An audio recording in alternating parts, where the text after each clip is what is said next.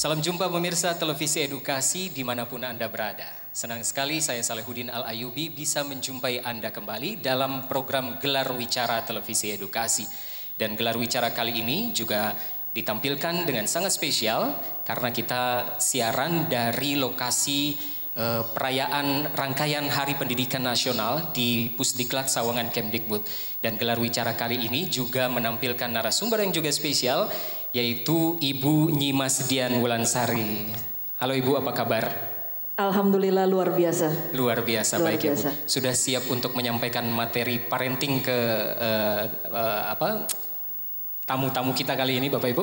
Ibu? Siap untuk menyampaikan informasi kepada orang tua hebat, kepada pemuda-pemudi dan yang tangguh. Tepuk tangan buat Anda semua. Oke pemirsa, dan tema gelar wicara kita kali ini adalah bagaimana mendidik anak sesuai zamannya. Banyak pertanyaan di kepala pemirsa dan juga para hadirin yang datang kali ini. Saya langsung saja ke Bu Dian. Oke Bu, ya. Mungkin ada hal-hal yang penting atau yang perlu digarisbawahi ketika kita berhadapan dengan anak-anak zaman now, Bu. Silahkan disampaikan, Bu. Baik, saya mulai bisa? Siap, boleh. Assalamualaikum warahmatullahi wabarakatuh. Assalamualaikum warahmatullahi wabarakatuh. Semangat pagi. Semangat pagi. Ya, Anda tahu bahwa banyak sekali kalau lihat dari usia pelajar, ya, pelajar adalah pengguna internet kedua tertinggi di Indonesia. Hampir 34 juta atau 69,8% menurut penelitian APJI pengguna internet tertinggi. Artinya apa? Semua dari internet kita bisa akses semua? Bisa. Kita bisa unduh apa saja dari internet? Bisa. Itu dia. Kita tahu bahwa suami istri sekarang ya untuk meningkatkan ketahanan ekonomi dari keluarga, keduanya bekerja. Betul ya. Ini idealnya seperti ini. Kenapa? Karena perkembangan anak sangat singkat sekali. Jadi anak-anakku ini adalah nanti calon-calon ayah-ayah atau papa-papa muda atau mama-mama muda nanti ya. Jangan sekarang ya. Nanti begitu Anda sudah matang, Anda bisa berkeluarga ya sesuai dengan ajaran agama yang kita anut. Kemudian perkembangan anak sangat singkat. Yang tahun 5 tahun pertama anak milik orang tuanya. 5 tahun kedua anak milik gurunya. 5 tahun ketiga anak milik temannya. 5 tahun keempat ya anak milik dunianya. Biasanya usia segini sudah mulai kuliah. Ya, kalau anak kita perempuan, dia akan menjadi milik suaminya di 5 tahun kelima. Kalau anak kita laki-laki akan menjadi milik istrinya. So nggak ada waktu lagi, hanya di 5 tahun pertama kita bisa bentuk pondasi, kita bisa kasih isme-isme, ajaran-ajaran yang positif. Bapak Ibu yang berbahagia, anak-anakku yang super tangguh. Anda tahu pohon bambu? Tahu ya? Ya, pohon bambu begitu ketiup angin, dia balik lagi nggak? Balik lagi. Ada angin lagi kenceng, balik lagi nggak? Balik. Kira-kira kenapa? Karena akarnya kuat, betul sekali. Karena bambu dibentuk akarnya di usia 4 tahun pertama, 5 tahun pertama. Jadi sekencang apapun ya angin dari luar, dia akan kembali lagi. Karena apa? Pondasinya dibuat di 4 tahun pertama atau di 5 tahun pertama. Begitu juga dengan anak-anak kita. Ya, anak-anak kita memiliki potensi yang luar biasa. Allah Subhanahu wa taala memberikan semua anak lahir dalam keadaan fitrah. Kalau ada kecanduan games, kalau ada anak yang nakal, mereka tidak nakal. Mereka tidak masalah gitu. Orang tua yang bikin masalah sama anaknya. Bukan anaknya yang bermasalah, orang tuanya seperti itu. Jadi perkembangan anak sangat singkat sekali. Karena kita sedang membesarkan manusia hebat. Khusus orang tua yang mau berpikir dan belajar. Mau jadi dokter ada sekolahnya, mau jadi insinyur ada sekolahnya, mau jadi sarjana ekonomi ada sekolahnya. Tapi untuk menjadi orang tua tidak ada sekolahnya. Anda termasuk pemuda yang beruntung karena didatangkan oleh Puspitek. Tepuk tangan buat Puspitek dong. Ya. Pusdiklat ya. Ya, terima kasih undangannya. Anda akan menjadi pemuda-pemuda yang tangguh kalau Anda tahu caranya bagaimana menjadi pemuda yang tangguh. Tidak merasa I know, ya. Ada pertanyaan seperti ini, benarkah anak-anak kita butuh gawai? Butuh nggak? Siapa yang sudah kasih gawai sama anaknya di bawah 12 tahun ada? Ayo ngaku. Hah? Gawai gadget. Ini bahasa Indonesia asli ya, Anda harus tahu. Yang benar adalah gawai, bukan gadget. Ya, Anda jangan ke Inggris-Inggrisan ya. Gawai itu gadget ya. Ada nggak yang kasih handphone anaknya di bawah 5 tahun deh? Ada nggak? Ada. Di bawah 12 tahun, di atas 5 tahun udah ada yang kasih juga? Ada. 12 sampai 18 tahun ada? Ada. Siapa di sini yang nggak punya handphone? Punya? Punya semua. Ya. Untuk orang tua hebat, kapan terakhir Anda peluk suami Anda? Tadi pagi? Serius? Kapan terakhir Anda peluk Anda?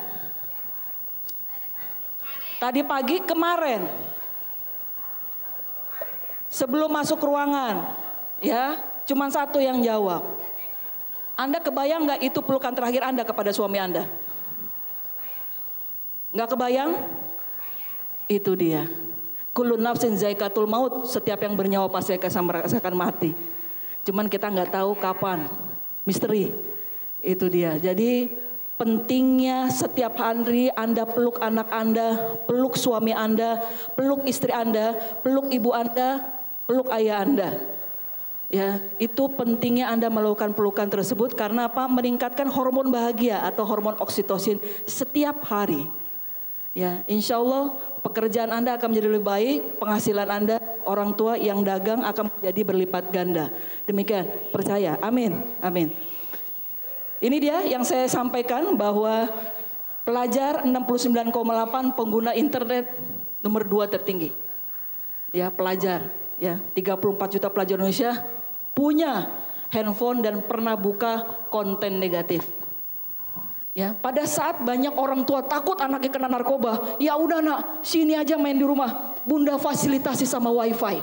Ya, kamu boleh main sepuasnya. Betul nggak? Ternyata yang dimainin apa? Pornografi. Anda tahu anak-anak yang sudah kecanduan pornografi itu kurang lebih 30 sampai 36 kali melihat paparan yang serupa. Terjadi penetrasi atau ejakulasi. Ya, seumur hidup anak Anda kecanduan pornografi dan mohon maaf belum bisa disembuhkan. Nauzubillah min dzalik. Itulah pentingnya komunikasi di dalam keluarga. Begitu anak Anda terpapar pornografi, ya, otaknya rusak. Lebih parah dari kecanduan narkoba, Bapak Ibu. Narkoba merusak 3 fungsi otak manusia. Tapi pornografi yang dirusak adalah 5 fungsi otak manusia. Anda boleh angkat tangan Anda sebelah kanan. Ya, sentuh atas alis sebelah kanan. Ya, katakan prefrontal cortex. Apa namanya? Oke, terima kasih. Ini adalah amanah dari Allah Subhanahu wa taala. Bagian ini. Allah cuma kasih sama manusia, enggak ngasih sama binatang. Yang tahu fungsinya, bagaimana tahu adab baik, adab buruk, bagaimana menanamkan nilai, bagaimana anak bisa mengambil keputusan, konsentrasi dan sebagainya. Pantas dan tidak pantas. Kalau anak Anda kecanduan pornografi, yang dirusak adalah PVC. Begitu PVC dirusak, berarti perilakunya akan sama dengan binatang. Betul sekali. Tidak bisa menahan hawa nafsu. Ini dia. Narkoba 3 fungsi otak yang dirusak, pornografi 5 fungsi otak manusia. Jadi jangan anggap enteng Anda kasih handphone sama anak Anda tanpa Anda bekali dampak positif dan dampak negatif kepada anak-anak Anda. Ini dia. Ya, jadi di sini prefrontal cortex. Jadi kecanduan pornografi itu sama dengan sifat candu narkoba. Tapi kerusakan otaknya sama pada saat Anda tabrakan adu banteng. Ceder.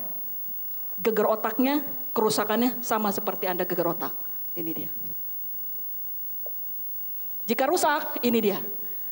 melanggar etika sosial, ego pribadi, tawuran pelajar, nggak tahu perilaku baik, perilaku buruk, ya, yang pantas dan tidak pantas, geng motor, tawuran dan sebagainya. Ya, ini dia. Sasaran tembaknya adalah anak laki-laki. Kenapa anak laki-laki? Kira-kira kenapa? Karena anak laki-laki cenderung otak kiri sehingga gampang sekali lebih fokus. Ya, kedua kenapa anak laki-laki target pebisnis pornografi internasional? Kenapa? Karena hormon seksnya lebih banyak daripada perempuan. Yang ketiga kenapa anak laki-laki yang menjadi sasaran tembak? Karena laki-laki kelaminnya di luar sehingga gampang sekali distimulasi. Itu dia. Ya. Supaya apa? Anak-anak kita mempunyai perpustakaan pornografi yang bisa diunduh kapan saja, kerusakan otak secara permanen. Itu target pebisnis pornografi dan tidak bisa mendapatkan bonus demografi ataupun menyongsong generasi emas. Kenapa belum balik? Targetnya adalah anak-anak yang belum balik. Ya. Karena seseorang memiliki kematangan otak itu di usia 25 tahun. Kecenderungan, teknologi, gadget, gawai yang kita berikan kepada anak-anak kita, ya, cenderung memberikan rewarding, kenikmatan, sehingga mendorong hormon dopamin, ya, masuk ke prefrontal cortex ini, sehingga apa? Fungsinya menjadi terganggu. Ya, pada saat Anda dikirim WhatsApp, Anda pengen balas WhatsApp nggak? Ya, karena otak Anda sudah terganggu. Ya, itu dia. Ya, jadi ada kesenangan. Hormon kesenangan, ya, hormon tantangan yang dirusak di sini. Kemudian anak yang smart, begitu kita tanya, ya, adik kamu baru buka pornografi? Enggak pun sumpah, demi enggak. Betul? Ini yang ketawa lucu apa kena nih? Ya, itu dia. Anak yang smart, kenapa sudah dihapus historikalnya? Itu saya harus buka sekarang. Ya, kemudian lonely yang sendiri, pintar, tapi nggak ada pendampingan. Kosong jiwanya, hampa, Anda terlalu sibuk. Orang tua terlalu sibuk. Kemudian ya, yang angry, anaknya yang marah. Ya, ini target pebisnis pornografi. Dan depresi, kemudian lelah, tired dan sebagainya. Dan sistem yang dilancarkan adalah 4A. 4A yang pertama adalah acceptable. Tadi hampir semua pelajar Indonesia punya handphone. Yang kedua affordable. Anda punya pulsa 10.000 bisa unduh pornografi nggak? Bisa, tuh. Jujur, terima kasih untuk kejujurannya ya. Oke. Punya pulsa 5.000 bisa unduh pornografi? Bisa. Ya, kemudian agresif. Pada saat Anda buka mbah Google, ya, ada tugas PR, ketik jangkrik, semua jangkrik keluar, termasuk jangkrik yang ini, betul? Ya. Ya, begitu Anda melihat gambar ini, apa yang ada di benak Anda? Jangkrik. Wisnu bilang jangkrik katanya. Ya.